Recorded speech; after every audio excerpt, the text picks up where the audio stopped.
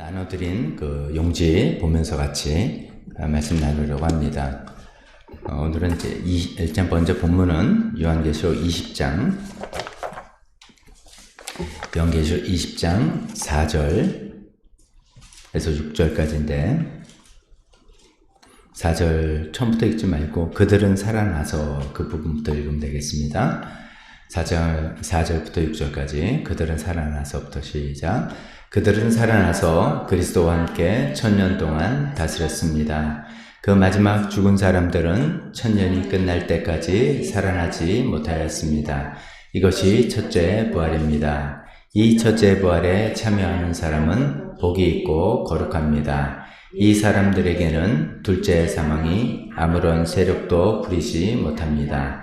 이 사람들은 하나님과 그리스도의 제사장이 되어서 1000년 동안 그와 함께 다스릴 것입니다. 아멘.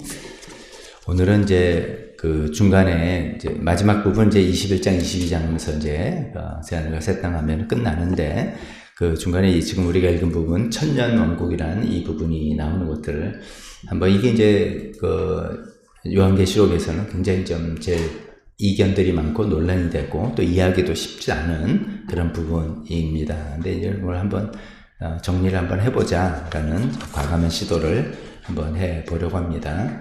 여러분들 나눠드린 그 도표를 보면서 같이 따라오면은 거기 제일 앞에 이렇게 돼 있죠. 천년왕국 해석 비교표라고 하면서 천년왕국을 어떻게 이해하느냐에 따라서 전천년설, 후천년설, 무천년설 크게 이렇게 세 가지로 나눕니다.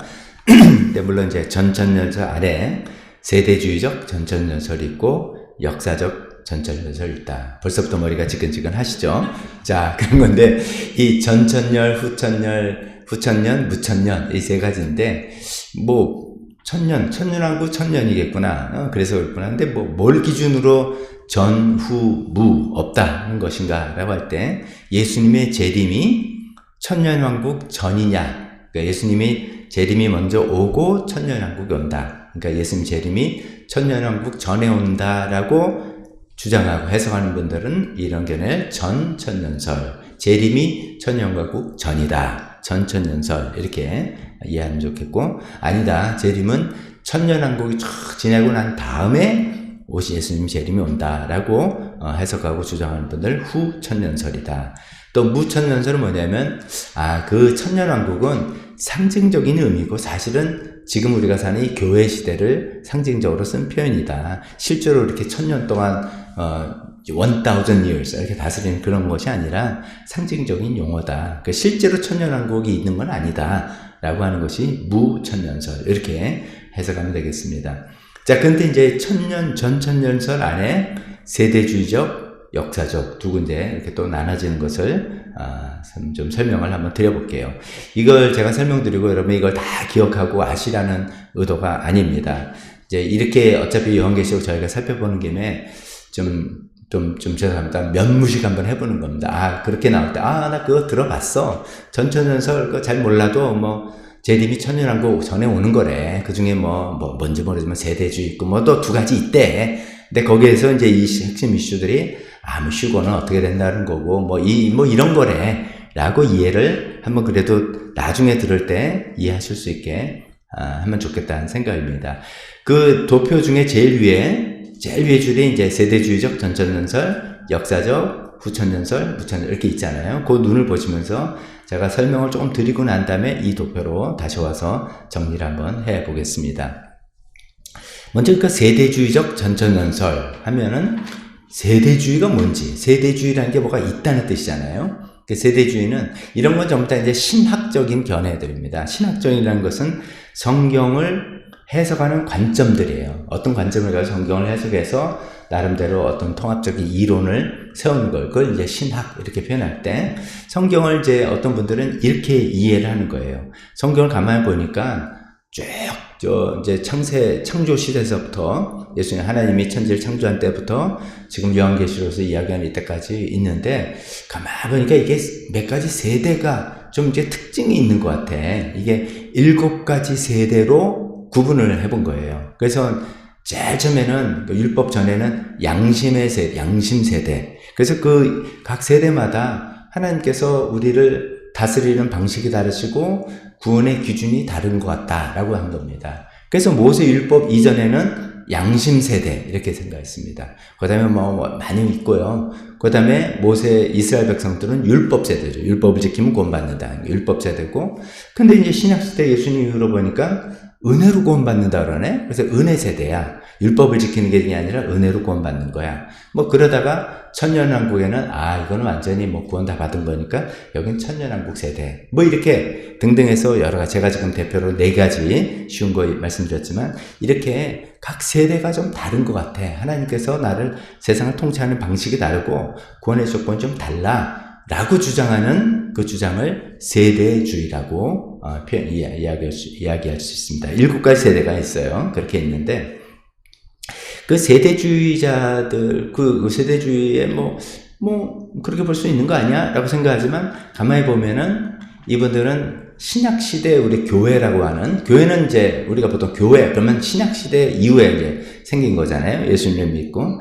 그 이방인들 중심으로 구성된 신약시대 교회와 구약시대에 나온 이스라엘을 구분하더라, 이거예요. 그분들은 이제 그렇게 생각해 보니까, 이거 구분해서 생각해 볼 수가 할 수밖에 없는 거예요. 그래서 이제 나중에 이제 휴거 같은 거, 또 예를 들면은, 교회, 휴거는 믿는 교회들을 하나님께서 먼저 데려가시고 난 다음에, 이스라엘 백성들은 예수님을 이제 거부했잖아요. 그러니까 예수님을 받아들였던 교회는 대환란 겹치지 않고 먼저 휴거로 데리고 한 다음에, 믿지 않던 주로 이스라엘 사람들은 대환란을 통해서 이거 우리 잘못했구나 하면서 하나님께로 돌아오게 한 다음에 예수님 재림하고 천년왕국이 온다. 이렇게 생각하는 거거든요. 그래서 이제 교회와 이스라엘 좀 구분해서 생각하고 있습니다. 그래서 이스라엘은 하나님의 약속, 이스라엘에 대한 약속이 끊어지지 않았다. 그래서 여전히 구약시대에 한 약속이 이 땅에서 물리적으로 성취될 거다. 이렇게 생각하는 이런 겁니다. 이 운동은 19세기, 그냥 쭉 들어만 보세요. 19세기에 플리머스 형제단이라고 영국에서, 이제 그때 영국의 종교 개혁이 있습니다. 성공해서 청교도 운동 나오고,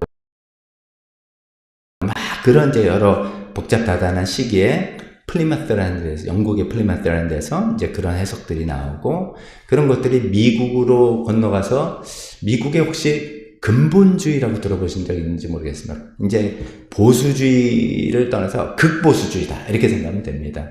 성경을 문자 그대로 다 100% 믿어야 된다. 라고 생각합니다. 창세기에 6일이면 그 하루는 지금 캘린더 24시간이어서 6일에 땅 원세계 천지 창조됐다. 이렇게 믿고 굉장히 성경을 굉장히 근본적으로 문자적으로 믿는 그런 근본주의에 영향을 미치고 그것이 현대 미국의 많은 복음주의에도 퍼져 있습니다. 요즘은 조금 덜한데 그래도 한때 미국이 한때가 아니면 지금도 그렇죠. 세대주의적인 어떤 성경 해석이 굉장히 많이 미국 교회와 한국 교회에 영향을 미치고 있습니다. 그 대표적인 게 저도 이제 그런 세대주의 세례를 받았는데 침례 세례가 아니라 이렇게 영향을 받았다는 표현이죠. 적어도 이제 대학생쯤 돼서 성경을 꼭 좀 진지하게 내가 읽어봐야 되겠다라고 할 때, 그때 80년대 초입니다. 근데 한국 교계도 굉장히 선풍적으로 읽기 끌었던 성경이 스코필드 바이블 스터디였어요. 스코필드 주석 성경, 이렇게 표현합니다. 이 성경은 지금 우리 여러분 갖고 온 성경보다 굉장히 두꺼워요. 성경에 여러분이 읽으면서 궁금한 것도 굉장히 많으시잖아요. 어저께 저희 아내랑 또 요새 이제 창세기 읽으면서 저는 이랬어요. 여보, 궁금하면 그때마다 챗GPT 물어봐. 그러면 대답 다 나와. 그거 생기지 말고 금방 물어보면서 하면 좋겠다 했더니 자기는 이제 왜 소돔을 멸 때 50명부터 시작했으며 10명을 쓰다. 궁금한. 이래 성경 읽다 궁금한 게 있는데 우리 갖고 있는 성경은 그냥 성경 텍스트만 있잖아요. 근데 주석 성경은 그거를 이제 좀 부족하지만 이렇게 토를 달고 성경을 해주고 뒤에 지도도 많고 이런 것들이 이만큼 두꺼운 거예요. 그러니까 저도 성경을 알고 싶은 마음에 스코필드 주석 성경에서 이제 성경을 많이 읽고 배우고 했단 말이죠. 근데 이제 그 스코필드라는 분이 주석 성경을 만든 게 세대주의적인 입장에서 성경을 해석하고 만든 그런 거예요. 그래서 우리한테도 굉장히 익숙합니다. 그러면서 또 이런 얘기 들어보셨나요? 제3성전론. 예루살렘에 우리가 이제 알기로는 성전이 제1성전. 그건 뭡니까? 솔로몬이 지은 성전. 그 다음에 이제 이게 이제 제2성전을 수르바벨 성전이라고 하기도 하고 헤롯 시대 성전이라고도 하는데 뭐 그건 이제 뭉뚱이라서 이야기하고 지금 이제 성전이 없잖아요. 지금 그 안에 그 이슬람 사원이 있잖아요. 근데 이게 성전이 거기 세워져야 된다라고 철석같이 믿고 그거를 굉장히 준비하는 많은 유대인들 중심으로 아니면 기독교인들 중에 있습니다. 왜냐하면 이제 그분들은 이 세대주의적인 입장에서 성경을 볼 때 마지막 때, 종말 때 그 성전의 짐승에 가증한 것이 쓰게 될 것이다. 그게 종말의 어떤 사인이거든요. 그러면 이제 이슬람 사원의 짐승이 쓰는 건 의미가 없고, 그러니까 그 자리에 성전이 다시 서야 된다. 그러면 지금은 우리가 상상이 안 되잖아요. 지금 이슬람 사원이 거의 제3의 성지인가 뭐 그러는데 그거를 건드렸다가 뭐 삼타전 난다 그러잖아요. 근데 뭐 어떻게든 간에 하여간 그런 일이 일어날 거다라고 하고 그거를 준비하기 위해서 뭐 이제 제사장들을 유대인들은 벌써 트레이닝 시키고 언제든지 제3성전이 세워지면 뭐뭐 할 거다. 유대인들 입장에서 그런 건데 이 세대주의 입장에서는 그래야지만 종말이 온다. 종말의 어떤 시나리오의 한 단계다 생각하는 그런 얘기도 전부 다 세대주의적인 입장에서 오는 것입니다. 또 이제 세대주의 입장에서 또 이게 우리가 잘 알고 있는 건 휴거입니다. 이것도 역시 저의 경험이죠. 제가 대학교 1학년 때 그때쯤이었을 겁니다. 그때 우리나라에 그 이제 다미성교회도 발동하기 시작했지만 그건 조금 빼졌지만 전체적인 분위기가 휴거라는 책이 우리나라에 도입되고 뭐 내가 본 천국 이런 책 도입되고 그래가지고 휴거에 대한 일종의 기대도 있지만 두려움이 굉장히 좋은 의미의 두려움이 굉장히 됐어요. 내용이 이런 거죠. 어느 날 아침 딱 일어나 보니까 나 사랑하는 사람이 없어진 거예요. 아무리 찾아도 없어요. 그리고 이제 뭐 비행기가 추락하기도 하고 왜냐면 그 파일럿이 좋은 크리스찬이라서 그 사람이 휴거당한 바람에 그래야 되고 뭐 자동차 사고 나고 그래서 이제 이 땅에서는 휴거당하지 못한 사람들만 그러니까 아주 난 크리스찬도 있지만 교회를 다닌다 그러지만 이제 엉터리를 믿는 사람들이죠. 그 사람들만 남아서 이제 어떻게 하냐 그러다가 이제 대환란기가 나서 뭐 이렇게 된다는 이야기에 책이 한국에 도입돼가지고 이제 굉장히 선풍적인 인기도 끌고 경각심도 갖게 하고 뭐 이렇게 했습니다. 미국에서는 이제 left behind 뒤에 남겨졌다라는 뜻이죠. left behind 휴거체가 거의 비슷한 내용입니다. 다 휴거가 나오고 우리가 남게 돼서 환란기를 겪게 되는 이런 이야기가 또 많은 인기를 끄는 영화이기도 합니다. 근데 이런 이제 내용들이 전부 다 이런 세대주의적 전천년설의 입장인 것이죠. 그래서 휴거가 이렇게 비밀리에 믿는 성도들만 하나님께서 먼저 딱 데려가시고 그 다음에 안 믿는 성도들과 이스라엘들은 대환란 거치면서 정화 과정을 거치고 그런 것이 다 끝난 다음에 하나님께서 예수님께서 다시 오신다라고 주장하는 이런 것들이 그러니까 휴거가 1단계로 오고 재림이 2단계로 온다 등등 이런 내용들이 세대주의적 전천전설에서 우리가 그래도 이런 것들이 이렇게 연결되는구나 라고 할 수 있는 그런 내용들입니다. 제3성전이나 휴거 이런 거는 뭐 들어보셨을 거고 스코필드 성경도 어쩌면 들어보셨을지도 모르겠습니다. 자, 그리고 나중에 다시 이제 한번 쭉 내려가면서 볼게요. 먼저 설명할게요. 두 번째로 이제 역사적 전천전설. 이 전천전설이니까 뭐가 왜 전천전설이라고요? 예수님의 재림이 천년왕국 이전에 온다라고 하는 거죠. 재림이 먼저 오고 난 다음에 다 정화하고 난 다음에 천년왕국이 쭉 온다라고 생각하는 그런 신학적인 사조 중에 세대주의적은 아니야. 성경을 그렇게 세대주의로 딴딴딴 자르고 뭐 이렇게 너무나 지나치게 문자적인 거 해석 같아. 그래서 그리고 성경을 보니까 하나님께서 교회를 대환란 전에 싹 데리고 가시면 우리는 좋겠지만 하나님께서 교회를 환란을 통과하게 하는 게 하나님의 어떤 보편적인 뜻 같아. 등등 여기서 이견이 있는 거예요. 그래서 이제 큰 차이는 이 휴거가 그러니까 그 교회가 환란을 통과하기 전에 하나님께서 휴거로 데리고 가시냐? 그건 세대주의고 아니다. 교회가 환란을 통과하고 난 다음에 예수님께서 재림하시고 천년왕국이 이루어진다라고 하는 그 차이가 역사적 전천전설. 여러 가지 있지만 그 중에 딱 하나입니다. 그리고 이제 이 역사적 전천전설에서는 신약 교회와 이방인들 중심으로 된 교회와 구약의 이스라엘을 구분을 하지 않습니다. 이것도 조금 이제 복잡할지 모르지만 한번 그냥 들어보세요. 이런 이야기가 있습니다.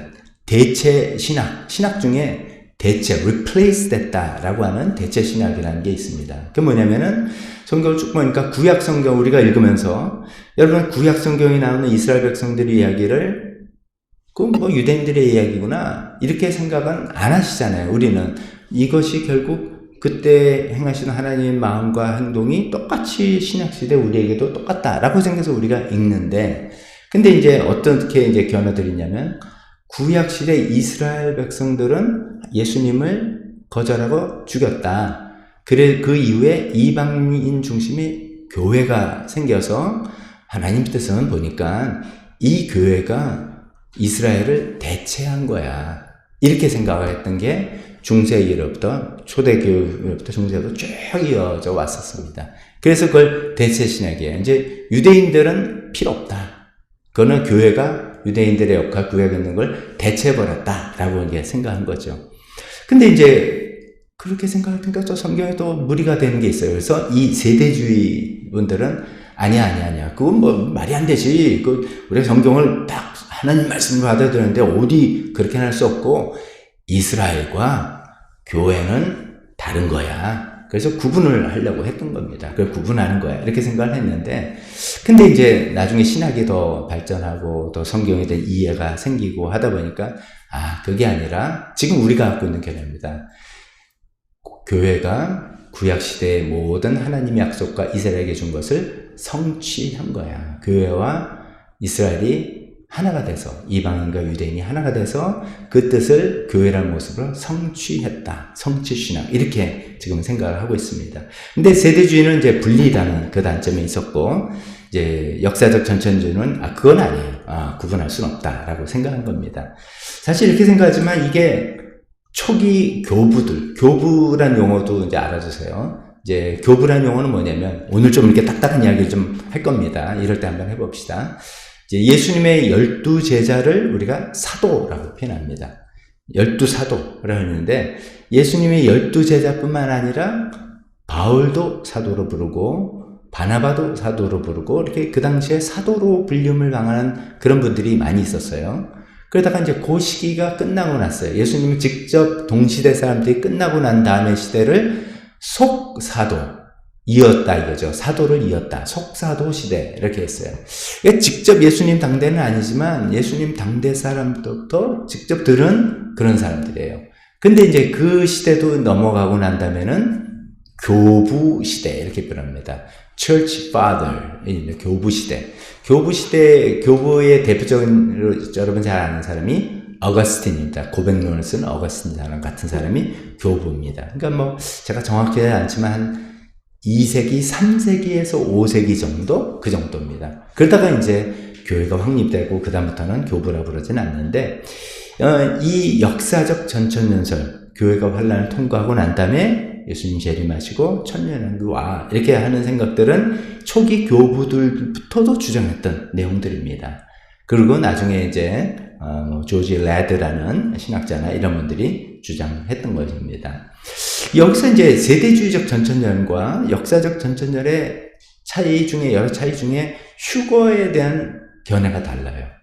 아까 이제 세대주의적 전천절은 휴거가 어떻게 된다 했습니까? 휴거가 먼저 갑자기 확 오는, 어느 날 갑자기 오는 거예요. 그래서 갑자기 사람들 사라지고 남겨진 사람들에게는 공포예요, 공포. 이제 7년의 대환란을 겪어야 되는 공포죠. 물론 이제 그 안에서 시련이 단련돼서 정말 정화돼서 천년왕국 가겠지만, 이런 거라면은 역사적 전천연설에서는 그렇지는 않다. 휴거가 그렇게 오는 게 아니라, 이제 데살로니가 4장 보면 휴거로 우리가 생각할 수 있는 구절이 나오죠. 공중에서 예수님 모실 때 성도들 들려 올라가는데, 올라가는 그 이유는 재림하신 예수님을 맞이하러 올라갔다가 다시 이렇게 내려오는 거다. 그래서 예수님의 재림과 휴거를 별로 구분하지 않고 이렇게 생각하는 게 역사적 전천년설의 휴거입니다. 그 휴거의 차이점 좀 이해하셨죠? 세대주의적 전천년은 비밀리에 휙 가버리는 거고, 그 다음에 대환란이 오는 거고, 역사적 전천년 뿐만 아니라 후천년, 무천년 모두 다 휴거는 예수님 재림 때 일어나는 그 일을 이야기하는 거야. 그때 죽은 성도들 몸에 부활하고, 우리 살아있는 성도들 몸에 부활을 입고 들려 올라가서 재림하신 예수님을 맞아들여서 다시 이 땅에 내려서 새하늘과 새 땅에 천년왕국을 이루어지는 것이다. 뭐 이렇게 생각하는 것입니다. 그게 이제 역사적 전천년설이고요. 후천년설이라고 되는데 설명 한번 해볼게요. 한 다음에 다시 도표로 돌아올게요. 후천년설의 핵심은, 그러면 전천년설은 뭐가 천년왕국 전에 온다고요? 재림 오고 난 다음에 다 정리하고 천년왕국 온다. 이렇게 생각하는데, 후천년설은 아니야. 그게 아니야. 복음이 점점점 확대되고 사회가 하나님 뜻대로 이루어져 나가고, 그래서 소위 황금시대 같은 게 천년왕국이 딱 도래하고 난 다음에, 그 천년이 끝난 다음에 예수님이 재림하시는 거야. 재림이 천년왕국 후에 와 라고 생각하는 그런 관점들입니다. 이거는 이제 언제 주로 이렇게 됐냐면은 18세기, 19세기 이제 계몽주의라는 데는 뭐든지 이제 이성이 깨어있고 과학이 발전하고 하면서 이제 우리가 이제 역사적으로 보면 뭐 이제 인류가 어떤 자신감이 점점점 생기는 그런 시대이잖아요. 신앙적으로도 또 이제 미국 이제 조나단 에드워드나 뭐 이런 사람 대각성 운동을 하면서 많은 사람들이 예수님을 다시 믿게 되고 막 이런 이제 성공적인 시대도 막 열어가는 그때입니다. 이건 이제 후천년설이 우리나라 선교하고도 연결되는 게, 우리나라 최초 선교사 유명한 제일 우리가 기억해야 될 두 분 있습니다. 최초로 우리나라 조선에 온 선교사, 장로교 선교사인 언자로 시작하는 언더우드, 감리교 선교사의 아자로 시작하는 아펜셀러, 이 두 분이 거의 동시에 온 선교사예요. 물론 이제 따지고 보면 그 앞에 이제 온 분이 있다 그랬지만 이런 분들이 있는데, 언더우드 선교사님, 목사님이나 아펜셀러, 그 위에 뭐 어떤 많은 그 1886년, 그러니까 19세기 말에 온 거잖아요. 이때 이제 이분들이 왜 조선 땅까지 왔나? 그걸 따지고 보면은 그 당시 이제 미국에서는 어떤 부흥기였어요. 무디 목사님 활동하면서 엄청난 부흥이 일어나는데, 그때 이제 젊은 신학생들, 젊은 대학생들이 막 은혜를 받은 거예요. 그러면서 그때 이제 어떤 무디 목사님이 좀 후견이 돼가지고 어떤 운동이냐면 Student Volunteer Movement, SVM이라는 운동이 있어요. 학생 자원 운동이죠. 이제 학생은 이제 중고등학생이 아니라 대학생들, 신학생들이 자원해서 세계 선교를 해 나가자. 그런 거예요. 그때 이제 그분들의 모토가 우리 시대의 전 세계 복음화를. 그게 그분들의 모토예요. 그분들이 막 부흥이 일어나고 성공적으로 나오고 기술 문명 발전하고, 주로는 서양 관점입니다만, 그러다 보니까 이 복음을 들고 전 세계에 나가서 우리 세대에 전 세계 복음을 전하고 예수님의 재림을 우리가 준비하자. 이런 이제 아주 뭐라면 담대한 대담한 마음의 운동이었었어요. 그런 운동의 일환으로 언더우드 목사님, 아펜셀러 목사님 이분들이 오신 거예요. 그래서 이제 이분들은 이제 후천년설이니까 뭡니까? 이제 그 당시에 나는 후천년설에 이렇게 믿은 건 아니지만 당시에 사조가 그런 거예요. 그러다 보니까 아까 제가 말씀드리면 후천년은 예수님 오시기 전에 천년왕국이 있는 거예요. 그럼 천년왕국은 뭐냐면 복음이 완전히 복음화가 되고 이 땅은 하나님 뜻대로 되고, 그러니까 막 세상이 계몽이 되고 선진화되고 발전되는 이런 거잖아요.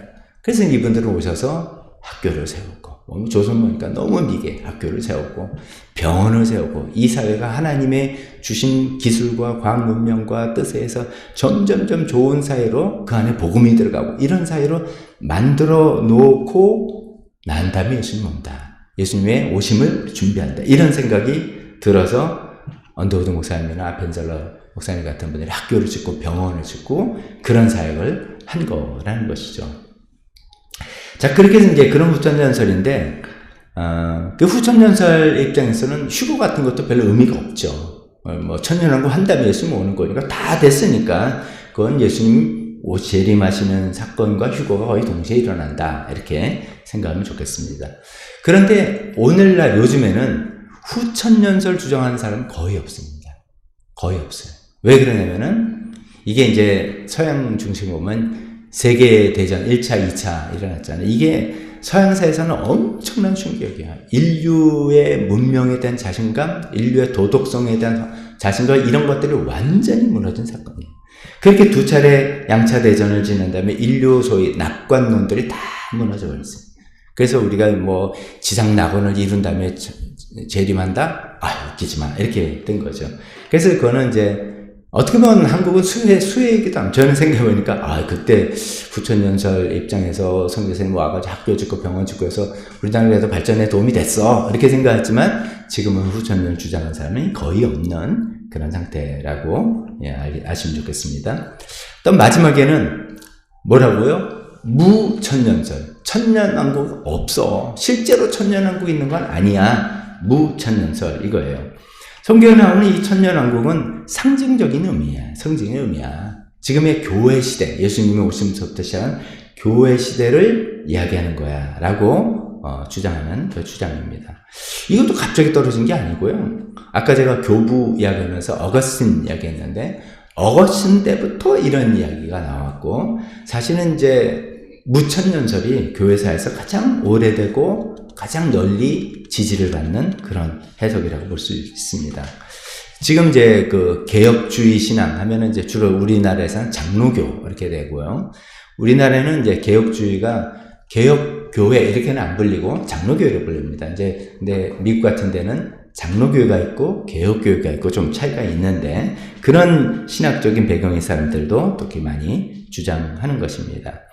이제 제가 이제 요한계시록을 시작하면서 제 첫 시간에 요한계시록을 해석할 때 여러 가지 해석의 견해들이 있다. 미래주의가 있고 과거주의가 있고 뭐 있다 할 때 저는 통합주의로 하면서 설명하겠습니다 라고 말씀드렸잖아요. 이 통합주의가 약간 무천년주의입니다. 설입니다. 이게 이제 시간 순서대로 요한계시록 일어난 일이 시간 순서대로 딱딱딱딱 일어나는 그게 아니라, 그렇게 얘기하면 어떤 건 잘 맞아떨어가지만 어떤 거는 헷갈리기도 하고, 시대적으로 요 사건을 두고 이야기하는구나 딱 집었는데 사건이 지나고 난 다음에 또 아무 일이 아니냐면 성경에 대한 신뢰가 떨어지고, 그게 아니라 상징적인 언어고 역사적으로 이게 반복되는 이런 일이고 막 이렇게 제가 말씀드리잖아요. 그런 것이 이제 무천년설하고 매길 같이 하는 그런 해석입니다. 자, 그래서 교회 시대가 끝날 때, 그때가 언제일지 모르지만 교회 시대가 끝나면 바로 재림이 오게 되고 최후 심판이 오고 새하늘과 새 땅이 온다, 이런 생각입니다. 그러다 보니까 이제 무천년설도 휴거 같은 게 별도의 비밀 사건, 아까 제가 말한 휴거 책이나 영화 Left Behind 이거하고는 좀 다른 거죠. 그러니까 역사적 전천년설, 후천년설, 무천년설이 거의 다 똑같은 견해입니다. 예수님 재림하실 때 휴거돼서 올라가서 같이 맞이해서 이 땅에 내려오는 그런 것이다 라고 이해하시면 좋겠습니다. 자, 표를 한번 보세요. 이제 좀 설명이 더 보면서 한번 더 들으니까 쉬울지도 모릅니다. 자, 제일 왼쪽이 세대주의적 전천년설이잖아요. 세대주의적 전천년설은 천년왕국을 어떻게 이해하냐면, 문자적으로 1000년 동안 이 하나님께서 다스리는 완전한 왕국이다. 사탄은 무적행에 이제 갇혀 있으니까 악의 세력 없이 하나님이 다스리는 그 세다. 세대주의적 전천전설은 이스라엘을 굉장히 중심이 됩니다. 그 약속이 패하지 않았다 해서 이스라엘이 다시 중심이 되는 그런 것이다 라고 생각합니다. 세대주의적 전천전설은 이제 재림의 시점을 이렇게 이해합니다. 휴거가 먼저 일어나고, 비밀 휴거죠. 갑자기 사람들 없어진 휴거가 일어나고, 그 다음에 7년 대환란이 일어나고, 그 다음에 예수님이 재림하시고 난 다음에 천년왕국이 쭉 지나고 난 다음에, 그 다음에 이제 또 사탄이 풀려가지고 또 난리치고 난 다음에 최종 심판이 일어나고, 그 후에 새하늘과 새 땅이 이루어진다, 이렇게 이해하고 있습니다. 휴거 시기 환란 전이고, 휴거와 재림은 완전히 별개 사건으로 휴거 일어나고 재림 나온다, 이렇게 생각하는 것이죠. 특징, 교회와 이스라엘을 구분해서 생각하는 것이고, 그러다 보니까 제3성전을 기대하고 또 지지하고 이런 움직임도 많이 있습니다. 이런 견해 대표자는 그 플리머스 형제단의 지도자였던 달비라는 사람이 있고, 성경 썼다는 그 스코필드, 주석 성경 쓴 사람이요. 그분이죠. 장점도 있어요. 이제 성경을 우리가 성경을 이런 말이 참 애매해요. 성경을 너무 이렇게 문자적으로만 보면 안 돼. 이런 말이 올바른 말 같지만, 그러면 뭐 이거 다 비유로 본단 말이야? 그럼 또 뭐 성경을 어떻게, 이게 참 어려운 부분이에요. 성경은 때로는 문자적으로 봐야 되고, 때로는 상징적으로 읽어야 되는, 그래서 굉장히 쉽지는 않은 그런 글인데, 세대주의적 전천전설에서는, 그러니까 세대주의자는 특히 그냥 문자적으로만 일관되게 보니까 장점 나름대로 있어요. 다 문자적으로 보자 라고 하는 일관성이 있어요. 그 다음에 이제 이런 견해는 종말에 대한 긴장감을 갖고 있죠. 언제 휴거가 일어날까? 예수님은 언제 다시 오실까? 하면서 이 역사의 전개가 어떻게 일어날까? 이스라엘에서 저봐. 이스라엘이 2000년 동안 나라 없던 나라가 주권을 회복하고 독립을 했어. 그리고 또 어떻게 됐어? 이게 다 착착 이 시나리오가 이루어지는 거야. 그러니까 이스라엘 국가, 이스라엘에 대한 관심이 굉장히 많은 그런 거죠. 세대주의 입장에서 그런 것이죠. 근데 단점도 있는 거예요. 지나치게 정치적이고 지상적인 왕국으로 이해해야 된다. 천년왕국을 진짜로 팍 왕이 돼서 다루는, 그렇게 이해하는 것이죠. 그리고 지나친 연대기적 계산을 합니다. 언제 무슨 사건이 났으니까 그 다음에 뭐고, 이 시대의 순서에 따라 뭐가 탁탁탁 일어나야 된다고 지나치게 기대하고 계산하는 것이 안 맞아 떨어지면 이제 성경에 대한 권위가 떨어지는 거니까 그런 것이죠. 오늘날에는 미국의 보수 복음주의, 제가 보수 복음주의라는 것은 좀 근본주의를 말하는 겁니다. 그리고 미국 근본주의 이제 이런 거예요. 미국 한 신학교 뭐 굉장히 스펙트가 다양합니다. 여전히 여성은 바지를 못 입어. 여성은 반드시 치마를 입어야 되고, 치마도 무릎 위 올라가면 절대 안 되고 밑에. 남성은 반드시, 신학생들은 반드시 칼라 있는 거 입고, 이렇게 해야만 되는, 이게 이단 아니에요. 몰몬 이런 거 아니라 정통 기독교라고 하는데 그런 신학교 있어요. 이 근본주의가 그런 거죠. 그런 분들은 철석같이 이런 세대주의를 믿고 주장을 하고 있습니다. 자, 두 번째 컬럼인 역사적 전천전설은 천년왕국을 이분들도 문자적으로 천년이라고 생각합니다. 근데 그 천년 때 주인공은 모든 신자들이에요. 세대주의는 예수 믿는 사람들은 다 휴거돼서 올라갔어요. 없어요. 하늘에 올라갔고, 이 땅에서는 이제 이스라엘 중심의 세계다라고 하는 거라면, 역사적 전천전은 그게 휴거가 되는 게 아니니까 여기가 모든 신자들이 참여하는 천년왕국이다 이렇게 생각하는 거죠. 재림 시점 그 수기를 보면은 대환란과 휴거가 좀 그 차이가 있죠. 휴거가 딱 먼저 있는 게 아니라 대환란이 오고, 그 다음에 재림이 올 때 휴거 같이 있는 거고, 천년왕국 등등 이렇게 되는 거다라고 이해하고 있습니다. 휴거 시기가 환란 후에 온다. 재림과 동시에 온다. 휴거과 재림이 동일 사건이다. 같이 일어나는 거다. 라고 이해하는 것이죠. 특징은 교회와 이스라엘을 구분하지 않는다라는 것이고, 대표자는 아까 말씀드린 것 초대 교부들, 그 다음에 뭐 조지 레드라는 신학교 교수님 뭐 이런 분들이 있습니다. 장점은 또 비슷하죠. 문자적으로 성경을 해석하는 장점도 있고, 종말에 대한 긴장감도 갖게 되는 장점도 있습니다. 단점은 똑같아요. 지나치게 정치적, 지상적인 왕국으로 이해될 그런 단점도 있습니다. 그 다음에 세 번째, 후천년, 재림이 천년왕국 후에 온다. 이런 거죠. 그래서 이제 천년왕국이라는 것은 인류가 막 발전해서 황금시대의 천년을 이루고, 그 다음에 예수님 오시는 거야. 이렇게 생각했다는 거죠. 재림 시점 보면 황금기, 그게 바로 천년왕국이고, 그게 다 황금기를 구가한 다음에 재림이 오시고 종말 이렇게 온다.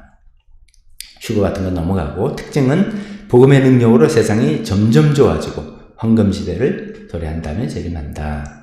대표자 조나단 에드워드, 찰스 하츠, 뭐 이게 19세기 말부터 있었던 스튜던트 발런티어 SVM, 아까 저 선교사로 오신 그분들, 다 이런 운동들입니다. 장점은 선교, 사회개혁, 교육, 의료, 사역을 촉진하고 세상의 변혁, 세상을 바꾸는 거죠. 변화시키는 것에 동력을 제공하자. 야, 이게 지금 황금기야. 복음을 우리 이걸 해야 돼. 라고 해서 예수님의 오심을 우리가 준비해야 돼. 뭐 이렇게 하는 거니까요. 약점은 지나친 낙관주의다. 이거 지나친 낙관주의다. 세계대전 이후에 쇠퇴해서 오늘은 주장자가 거의 없다. 오늘날 영향은 뭐 거의 없습니다. 지금은 우리 한국에 좀 혜택을 받았을 뿐이죠. 그렇다면 이제 무천년설 한번 보세요.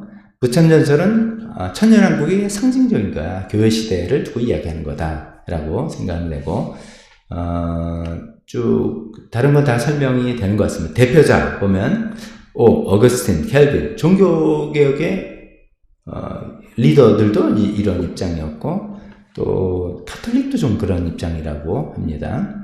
장점은 요한계시록의 상징성과 성경 전체의 맥락과 조화를 이룬다. 이제 너무 이게 연대적으로 문자로 하다면 안 맞아 떨어지는데 굉장히 맞는데 요한계시록은 묵시문학이니까 그거를 딱 그렇게 문자적으로 해석할 수가 없다. 상징을 많이 이해하고 전체적인 맥락과 조화를 이룰 수 있는 그런 해석이 무천년설이다. 교회사에서 가장 오래된 전통이다. 근데 약점은 있어요. 천년왕국이 뭐 딱 있다 그러면 딱 이해하기 간편해요. 뭐 이렇게 한다면 천년왕국이 있고 이렇게 되는데 천년왕국이 지금 교회 시대야? 이게 좀 추상적으로 느낀단 말이죠. 그거는 이제 나중에 제가 어떻게 좀 극복할지 생각해 보겠습니다. 오늘날은 개혁교회, 장로교에서 주류로 해석되는 것입니다. 자, 이런 내용인데요. 몇 가지만 말씀드리고 마치겠습니다. 우리 한국교회는 뭐야? 이제 한국교회는 뭐 전체적으로 어떻게 이 천년왕국설에서 어떻게 되는 거야? 라고 하면 제가 이제 아까 말씀드린 걸 다시 쭉 정리해보면 이렇습니다. 초창기 선교사들이 올 때는 무슨 설을 주로 많이 믿었다고요? 후천년설이라 한 거예요. 그래서 와서 여기 학교 짓고 병원 짓고 막 이렇게 해야 된다고 생각한 겁니다. 뭐 좀 약간 사이드 이슈지만 이제 장로교, 감리교 분들이고요. 한국교회 이제 침례교의 선교사, 저는 펜웩이라는 분이 있는데 이분은 그런 분이 아니에요. 이분은 좀 전천년설 믿는 분 같았어요. 이분은 그래서 학교 짓고 이런 게 아니라 그냥 영혼 구원하는 것만 해서 침례교의 선교 방침과 장로교, 감리교의 선교 방침은 달랐어요. 그래서 저도 이게 왜 달랐을까 늘 궁금했는데 요번에 이거 준비하면서 이분들이 그 생각을 믿는 바가 좀 달라서 그랬구나라는 것을 알게 됐습니다. 그 초창기 우리나라는 후천년설이었다라고 생각할 수 있겠죠. 그러다가 이제 그런 거는 2차 대전도 지나가고 그다음에 이제 전쟁 지나면서 낙관주의 없어지고 한국 전쟁이 일어나면서 미국에 엄청나게 지원을 받았잖아요. 그때 미국 물자뿐만 아니라 선교사들이 많이 들어왔는데 그때 들어온 분들이 근본주의자들, 복음주의자의 선교사들이 많이 들어왔어요. 그렇기 때문에 그때 한국에 세대주의적 전천년설이 많이 유입이 된 거죠. 그때 이후로 굉장히 이제 한국은 세대주의적 전천년설이 많은 영향을 받았다. 그거에 근거한 종말론, 아까 말씀드린 휴거, 그런 내가 본 천국 이런 것들이 많이 유입된 것도 그런 이유라는 것이죠. 그게 이제 80년대까지 갔다면 오늘날은 어떤가 하면은 오늘날은 이런 것 같아요. 제가 이제 이거 조사해 보니까 신학교육적으로는 많은 경우가 무천년설이에요, 이제는. 무천년설이 사실 원래 전통적이 있다 그랬잖아요. 신학적으로는 요한계시록 보니까 이거는 묵시문학이야. 이게 상징. 이제 이게 우리가 학문적으로 좀 이렇게 이걸 성경적으로 신학적으로 접근해 보면 그렇게 이해가 돼서 신학교육계에서는 많은 분이 무천년설이에요. 저도 제가 이제 미국에서 신학 공부할 때 무천년설을 처음으로 들었어요, 사실은. 그때 당시 이해 잘 못했어요. 왜냐면 저는 세대주의적 전천년설에 영향을 받고 신앙생활을 하고 책도 읽고 이렇게 살아갔던 사람인데, 미국 신학교 가서 이제 영어도 잘 못하지만, 이제 대단한 이제 교수님이 있는데, 그분이 이러면서 이야기하는데 무천년설이라는 거예요. 그래서, 저분 이단 아니야? 정말 이렇게 생각할 정도로 했어요. 근데 이제 그런 것들이 뭐냐면 학문적으로는 이 무천년설이 더 기반이 훨씬 있었던 거지. 이제 우리나라에도 정말 많이 들어와 있다 그러더라고요. 그러나 이제 많은 어쩌면 현장의 교인분들은 여전히 세대주의적 전천년설을 많이 이야기 들으셨고 익숙할 것 같아요. 그래서 그거 믿으면 틀리고요. 이런 차원에 제가 말씀드리는 게 아니라, 내가 이해했던, 이제 성경은 좀 까리까리한 부분인데, 그거를 어떤 관점으로 이해하는 거잖아요. 이거는, 내가 이런 이런 전천년설이나 무천년설의 영향으로 내가 이렇게 이해하는 거구나 라고 이해하면은 좀 이렇게 해석의 폭이 좀 넓어질 거라고 생각합니다. 한 가지 더 이제 이 천년왕국설에 관해서 또 우리 관심 갖고 생각할 것은 이제 지금 전 세계 미국이 이제 주도하는 나라잖아요. 근데 미국이 가장 이뻐하는 나라, 가장 도와주는 나라가 어느 나라입니까? 이스라엘이잖아요. 지나칠 정도로 그렇잖아요. 미국 사람은 왜 그렇게 이스라엘 유대인을 도와주는가? 이걸 생각할 때 크게 두 가지 맥락이 있어요. 하나는 정치적인 맥락이 있고 하나는 이런 신앙적인 맥락이 있어요. 이걸 이제 다룰 건데 정치적인 맥락은 이제 간단하죠. 이제 유대인들 홀로코스트로 워낙 피해를 많이 당한 거에 대한 이제 동정심도 있고, 그 다음에 지정학적인 이유로 미국이 이스라엘이 또 필요하고, 이스라엘 미국 필요한 건 두말할 것도 없고, 그 아랍과의 그 대적 관계에서 미국도 이스라엘이 굉장히 중요한 동맹국이죠, 지정학적으로. 그 다음에 이제 미국 내 유대인들이 얼마나 많이 삽니까? 돈 많은 사람이라서 로비가 어마어마합니다. 그래서 에이펙이라고 유대인들의 로비 단체가 돈이 무지무지 많아요. 그 돈을 안 받고 선거할 수 있는 사람은 없어요. 그러니까 이제 아무래도 정책이나 이런 것들이 유대인에 편향적으로 갈 수밖에 없습니다. 그게 이제 정치적인 맥락인데, 정치적인 맥락만 아니라 이런 신앙적인 맥락이 있다는 거예요. 이 신앙적인 맥락은 아까 제가 쭉 말씀드린 미국의 근본주의, 또 보수주의 쪽은 더 보수적인 분들이 널리 받아들인 세대주의적 전천년설을 이 그 배경이라는 거죠. 세대주의 아까 말씀드린 교회와 이스라엘을 구별한다 했잖아요. 그런데 교회는 좀 하늘에 우리 시민권을 다 땄어 이렇게 되는데, 하나님의 약속을 보면 나머지 종말 이후에 이 땅은 이스라엘에게 구약시대에 했던 그 약속을 다 회복시켜 줄 거야 이렇게 믿는 거잖아요. 그래서 이제 로마서 11장에도 보면은 사도 바울이 자기 동족 유대인에 대해서 이야기할 때 제일 끝에 온 이스라엘이 구원을 받게 된다는 그 비밀을 있다라고 생각하기 때문에 그걸 문자적으로 생각해서 저 유대인들, 지금 이스라엘 사람들 예수 믿는 사람 몇 명 될 것 같아요? 몇 퍼센트 정도 됩니까? 1% 될까요? 정통, 이제 실제로 우리가 생각하는 구약성을 믿고 성경을 믿는 사람도 적어요. 지금 이스라엘 사람은 다 세속 이스라엘이에요. 종교 관심 없는 사람도 더 많아요. 그러다가 이제 극 보수적인, 모자 쓰고 하는 사람들, 헤레뎀이라는 가인가 그 사람도 있고, 크리스천들은 1% 메시아닉 주라고 하잖아요. 이제 그런 건데, 세대주의적 전천에서는 이 로마서 말씀을 문자적으로 철석같이 믿고 언젠가는 저 유대인들이 집단적으로 민족적으로 예수님께로 돌아올 거다라고 생각하는 거예요. 그 사인이 봐라, 저기 2000년 후에 건국이 되었고 예루살렘도 회복했고, 처음에 건국할 때는 예루살렘은 여전히 이스라엘 영토가 아니었습니다. 근데 예루살렘도 회복하고 하나님의 예언이 점점점 이루어지는 거다. 그러니까 이제 나중에 제3성전도 지어질 거죠. 등등 이런 것들, 또 유대인들 많이 이민 데리고 오는 그런 운동들이 있습니다. 알리아 운동이라고 하는 그런 건데, 그런 걸 통해서 종말이 점점점 성취된다라고 믿는 거예요. 그렇기 때문에 저 이스라엘을 도와야 된다라는 그런 심정적인 종교적인 배경에서 많이 일어나는 것이죠. 그런 것이 다 합쳐져서 이스라엘을 돕는 그런 것입니다. 그런데 이제 신학적으로 이제 보면 이제 어때, 성경적으로 볼 때 객관적으로 보면 이런 거죠. 아까 제가 이제 대체 신학, 그다음에 분리하는 거, 성취 신학 이렇게 말씀드렸지만, 성취 신학이죠. 사실 그리스도 안에, 그리스도가 예수님이 이방인과 유대인을 허물었잖아요. 십자가로 허무시고 다 하나로 통합시켰다고 생각해서 지금은 육신적인 유대인과 그런 것들을 구분하지 않는다. 다 하나가 됐다라고 생각을 하는 것입니다.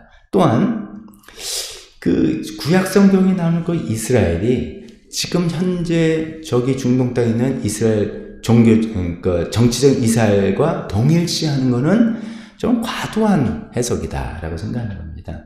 그 현대 지금 여기 있는 이스라엘이 성경의 이스라엘과 같은 이스라엘이다라고 생각하는 것은 굉장한 무리가 많이 있다는 것이죠. 그래서 결국 구약서부터 신약이 일어나서 하나님께서 약속을 성취하신다는 것은 어떤 민족 국가를 만든다는 게 아니라 예수님 안에서 완성된 새하늘과 새 땅을 만들어 나가는 그런 뜻이 아니겠냐라고 생각할 때, 뭐 이스라엘 도와주는 건 괜찮겠지만 이게 성경의 뜻을 성취하는 거야 하는 거는 조금 무리가 있다라고 생각하는 것이 어쩌면 저도 그렇게 생각하고 많은 이제 신학적으로도 이야기하고 있습니다. 시간이 많이 지나서 이제 무천년설 이거는 간단하게는 생각할 거예요. 이거는 알게 모르게 여러분 제가 많이도 이야기하고 여러분들 많이 들었던 겁니다. 임의와 종말의 긴장입니다. 무천년설, 천년이 보이지도 않고 이거 뭐야? 좀 추상적이잖아. 그렇지만 그 추상적이라고 생각하는 게 그런 거지. 예수님 오심으로써 하나님 나라가 이미 와서 어쩌면 그 천년왕국이 이미 시작됐다라는 거예요. 근데 아직 완성은 안 되고 언제 완성되냐? 예수님 다시 오실 때 완성되는 그 긴장 상태가 천년왕국이다. 이렇게 생각해 봐도 되겠습니다. 이제 다른 건 이제 복잡하니까 이 정도로만 말씀드리겠습니다.